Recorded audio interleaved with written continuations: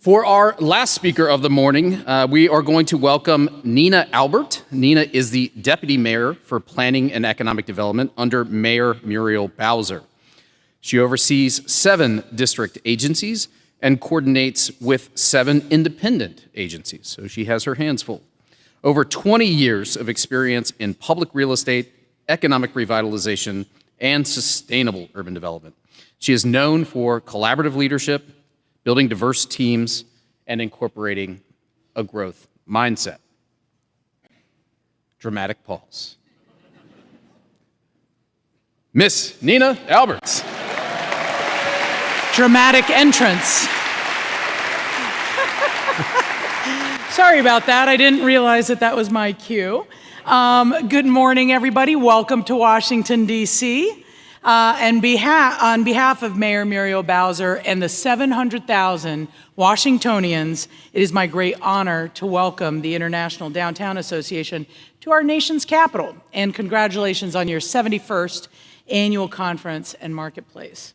So I just want to recognize first a dear friend. When you are in my seat at the Deputy Mayor's Office for Economic Development, there are certain key people that you work with very regularly because they are on the ground making it happen. They're the ones who are unlocking opportunities for creativity and innovation. So I want to recognize Jaron Price, who's the Executive Director of Downtown DC BID. Leona Agarides is maybe somewhere around here, okay. The Executive Director of the Golden Triangle BID, and I know that we've got a lot of other BID directors here today, and I hope you get to know them so that you can also get to know our city.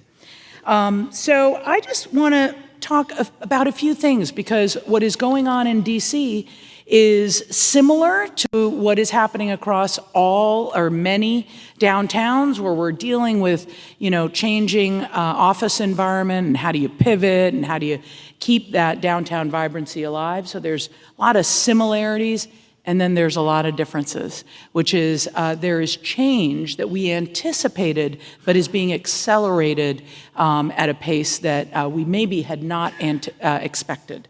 And so I want to talk about what people think of Washington and what their relationship to Washington is. I think that so many people, for those of you who are visiting for the first time, you might be thinking about the mall, the White House, the Hill, the Smithsonian, all those that mean institutions.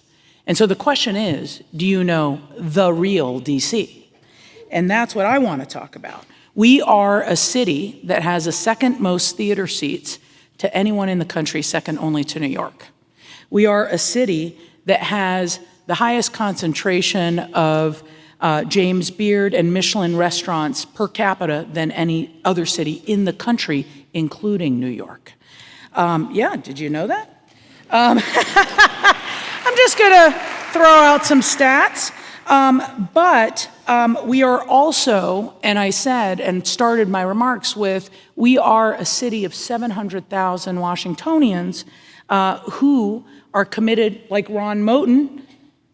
There is only one Ron Moten, by the way. But there are many passionate people who share their commitment and love of this city, like Ron Moten. And that is who we are as a city. And we're made up of, we're only 69 square miles. We're actually a small geographic area with 130 distinct neighborhoods. Some of them as small as 8 blocks because that group of neighbors identifies with a piece of history, with a community that represents them. And we recognize that and acknowledge and work with them on their community and its ability to thrive. So, the other thing is, we are a city that has a brand we almost have too many brands. We are the nation's capital. We are a global seat of power. We are, again, like a place of art and culture. Sometimes people talk about our city as being a place of high crime. And so I want to talk about that for just 1 minute Because at the end of the day, people come to places because there's something that they can expect, that's predictable, and that they feel safe. And so DC, under Mayor Bowser's leadership over the last 10 years, has achieved a 30-year low in violent crime across all metrics.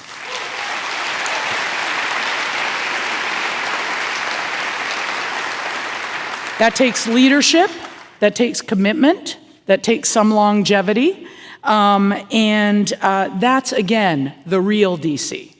The last thing that I kind of want to talk about is that we, as a city, are raising the bar on urban living.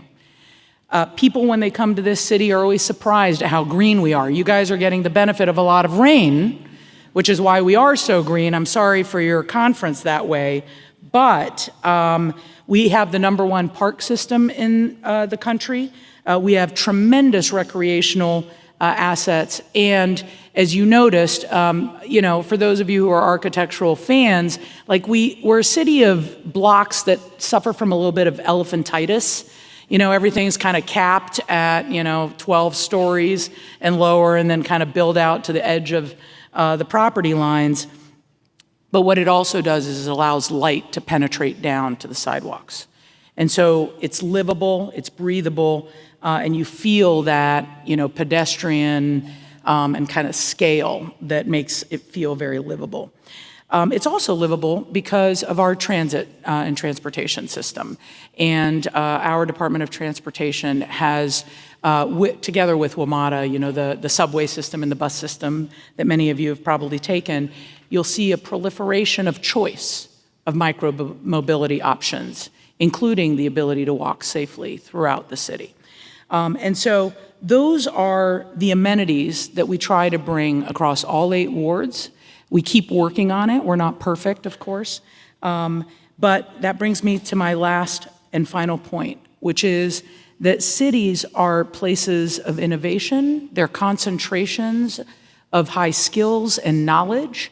And they are where unique economies occur because of this concentration and confluence of different types of people, of different types of businesses, again, of that sort of knowledge worker. And so the real DC is a city of innovation. What people don't know about us is that, yes, we have politicians, yes, we have lobbyists, we have all those guys. We are also the #1 tech hub ranked by Forbes last year. We also have the second most concentration of tech talent in the country.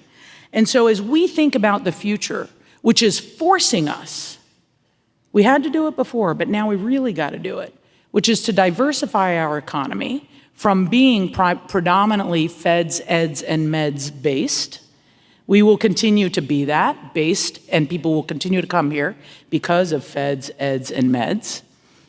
But now we have an opportunity to harness and diversify. And so there's 2 areas in which we're expanding, some of which has made national news, and some might be new information to you. So we have self-proclaimed ourselves the sports capital.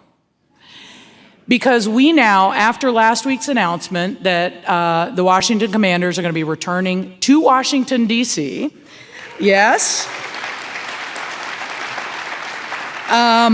we now have all of the professional franchises that have the label Washington in our borders. Our 69 square mile borders hosts not only the major male franchise professional sports, but also 2 winning female professional sports teams.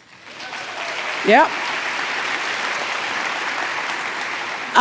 So sports and entertainment, and I'll touch on one thing.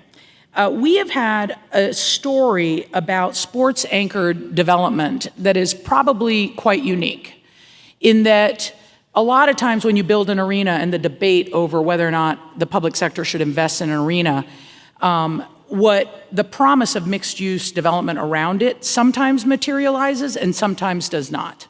In our case, we invested in Nats Ballpark, and from that, 12 million square feet of mixed-use development. It basically unlocked our waterfront to the rest of the world. And so that, with the NFL, we have a new opportunity to unlock 180 acres right on the Anacostia River and bridge what we've often called in the city the east-west divide, east of the Anacostia and west of the Anacostia. The vision of our waterfront redevelopment has always been to connect our city to be a whole and have equal opportunity on both sides of the river.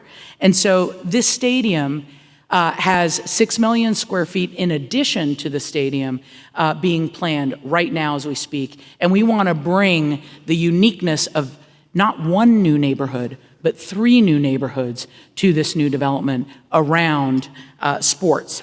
But the entertainment story that accompanies sports is also a little bit untold, and the economic opportunity related to media and all of the jobs and businesses that follow sports and entertainment is a sector of growth, as is technology, and which I had mentioned a little bit before. So, how do we bring all of this together?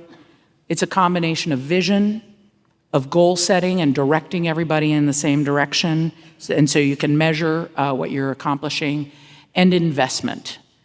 And so we're putting our money where our mouth is.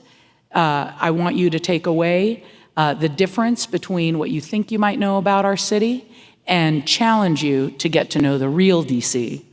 And with that, I will see you again tomorrow. So you'll hear from me twice. But I hope you have a wonderful time while you're here.